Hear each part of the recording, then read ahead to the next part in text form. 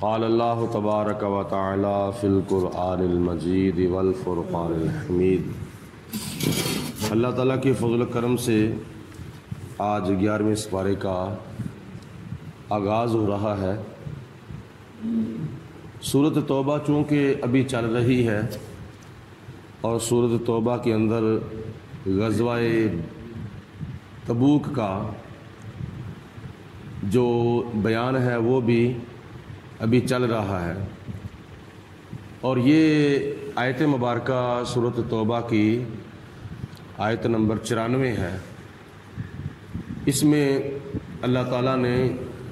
حضور نبی کریم علیہ الصلوۃ والسلام اور صحابہ کرام کی غزوہ تبوک سے واپسی بیان فرمائی ہے۔ اللہ فرماتا ہے کہ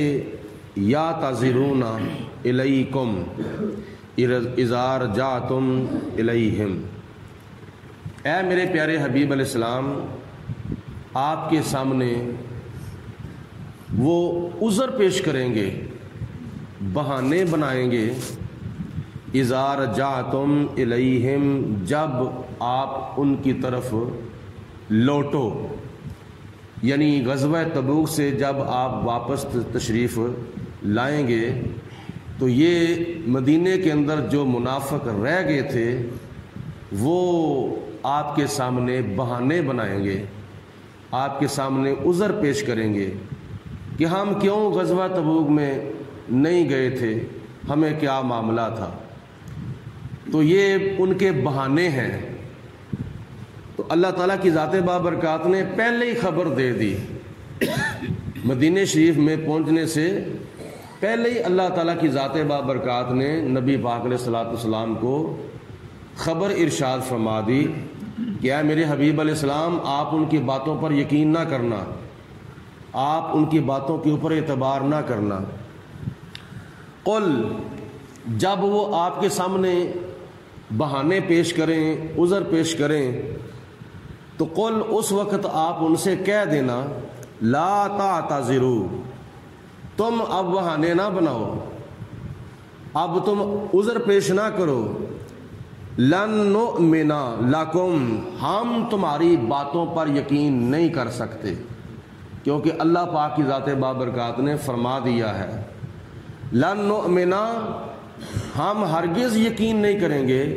لکم، تمہارے اوپر، تمہاری باتوں پر، قد، تحقیق، نبأنا اللہ، اللہ تعالیٰ نے ہمیں متنبع کر دیا ہے، اللہ تعالیٰ نے ہمیں آگاہ کر دیا ہے، من اخبارکم، تمہاری خبروں سے، تمہاری باتوں سے اللہ تعالیٰ نے ہمیں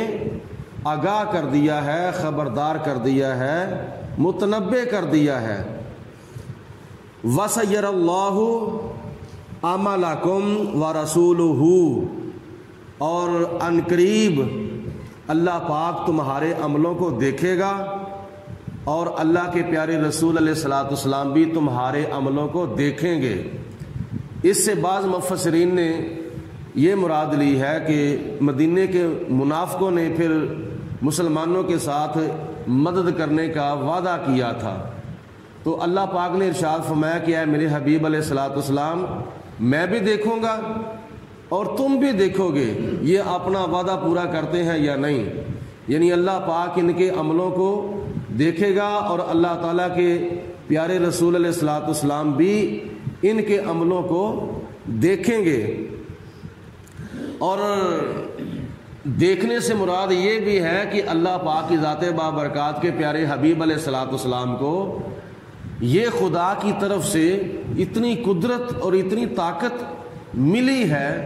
کہ نبی کریم علیہ الصلوۃ والسلام دنیا کے حالات ملاحظہ فرماتے ہیں کہ دنیا میں کیا ہو رہا ہے، چاہے کوئی نزدیک ہے، چاہے کوئی دور ہے، چاہے کوئی خلوت میں ہے، چاہے کوئی جلوت میں ہے، چاہے کوئی اکیلا ہے، چاہے کوئی لوگوں کے اندر ہے، جو بھی عمل کرتا ہے اللہ تعالیٰ کی عطا سے نبی کریم علیہ الصلوۃ والسلام ملاحظہ فرما رہے ہیں۔ ہمیں اس کے اندر یہ سبق دیا جا رہا ہے کہ مت خیال کرو کہ اب ہمیں کوئی نہیں دیکھ رہا، اللہ تعالیٰ کی ذات بابرکات کے اوپر تو پکا یقین ہونا چاہیے کہ اللہ تعالیٰ ہر وقت ہر جگہ پہ موجود ہے۔ اکیلا بیٹھ کر شرابی شراب پیتا ہے تو اللہ اس کو دیکھتا ہے، چور چوری کرتا ہے اکیلا تو اللہ تعالیٰ اس کو دیکھتا ہے، اور جو بھی عمل کرتا ہے چاہے خلوت میں کرے چاہے جلوت میں کرے، اللہ پاک صرف اسی کو نہیں دیکھتا بلکہ اس کے دل کے نظریات کو بھی اللہ تعالیٰ دیکھتا ہے، اس کے دل کے خیالات کو بھی اللہ تعالیٰ دیکھتا ہے۔ تو جب ہمیں ایک ذات دیکھ رہی ہے، ایک ذات ہمیں دیکھ رہی ہے اور ہمارا یقین بھی ہے، تو اس کے باوجود چور چوری کرتا ہے، اس کے باوجود شرابی شراب پیتا ہے، اس کے باوجود جھوٹا بندہ جھوٹ بولتا ہے، اس کے باوجود برے اعمال کرنے والا برے عمل کرتا ہے، تو کیا ہے؟ اصل وجہ یہ ہے کہ دل کے اندر خوف خدا نہیں ہے، دل کے اندر اللہ تعالیٰ کی ذات بابرکات کا ڈر نہیں ہے۔ ڈر ہوتا ہے لیکن رمضان المبارک میں ہوتا ہے، جب روزے دار روزہ رکھ کر گرمیوں کے دنوں کے اندر جون جولائی کے روزے رکھ کے جیٹھ ہار کے روزے رکھ کے جب غسل خانے کے اندر جا کے نہاتا ہے غسل کرتا ہے تو اس کو اس وقت نہ اس کی ماں دیکھتی ہے، نہ باپ دیکھتا ہے، نہ بیوی دیکھتی ہے، نہ بہنیں دیکھتی ہیں، نہ بھائی دیکھتے ہیں، نہ بیٹے دیکھتی ہیں، نہ بیٹیاں دیکھتی ہیں، نہ اس کے کوئی تعلق دار دیکھتے ہیں، صرف غسل خانے کے اندر وہ اکیلا موجود ہوتا ہے، نہا رہا ہوتا ہے، اس کو کوئی بھی نہیں دیکھتا۔ اس کے باوجود وہ پانی نہیں پیتا، پیاس بھی لگی ہوئی ہے، بھوک بھی لگی ہوئی ہے، لیکن پانی نہیں پیتا۔ اس کا یقین ہوتا ہے کہ مجھے اللہ تعالیٰ دیکھ رہا ہے، میں کیوں پانی پیوں، میرا روزہ ٹوٹ جائے گا، اگر میرا روزہ ٹوٹ گیا تو مجھ پر روزے کا کفارہ جو ہے وہ دینا پڑ جائے گا، یا غلام آزاد کرانا پڑ جائے گا، یا 60 مسلسل روزے رکھنے پڑیں گے، یا 60 مسکینوں کو کھانا کھلانا پڑ جائے گا، تو میں کیوں اپنا روزہ توڑوں، میں کیوں پانی پیوں۔ اس وقت اللہ تعالیٰ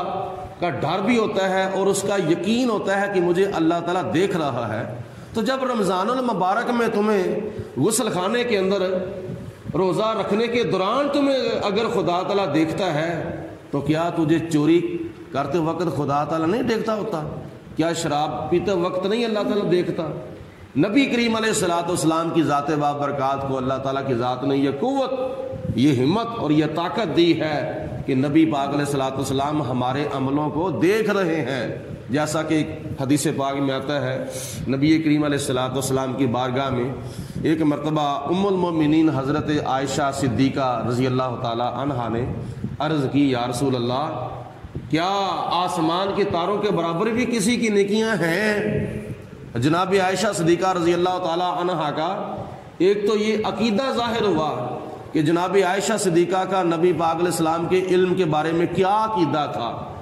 آپ کا یہ عقیدہ تھا کہ نبی پاک علیہ الصلوۃ والسلام کو اللہ تعالیٰ نے اتنا علم عطا فرمایا ہے، اتنا علم عطا فرمایا ہے کہ آپ آسمان کے تاروں کو بھی جانتے ہیں کہ آسمان کے تارے کتنے ہیں۔ عرض کی، یا رسول اللہ، آسمان کے تاروں کی تعداد کے برابر بھی کسی آپ کی امتی کی نیکیاں ہیں؟ تو حضور علیہ الصلوۃ والسلام نے فرمایا، ہاں ہیں۔ یا رسول اللہ، کس کی ہیں؟ فرمایا، آسمان کے تاروں کی تعداد کے برابر نیکیاں میرے عمر بن خطاب کی ہیں۔ جناب حضرت فاروق اعظم رضی اللہ تعالی عنہ کی جو نیکیاں ہیں نا، وہ آسمان کے تاروں کے برابر ہیں۔ تو دل کے اندر خیال تھا کہ میرے باپ کا نام آئے گا، تو عرض کی، یا رسول اللہ، میرے باپ ابو بکر صدیق رضی اللہ تعالیٰ عنہ کی پھر نیکیاں کدھر گئیں؟ تو حضور علیہ الصلوۃ والسلام نے فرمایا کہ اے عائشہ، عمر کی ساری نیکیاں ایک طرف ہیں، تیرے باپ کی ایک نیکی کے برابر ہیں، یعنی جناب عمر فاروق کی عمر کی ساری نیکیاں ایک طرف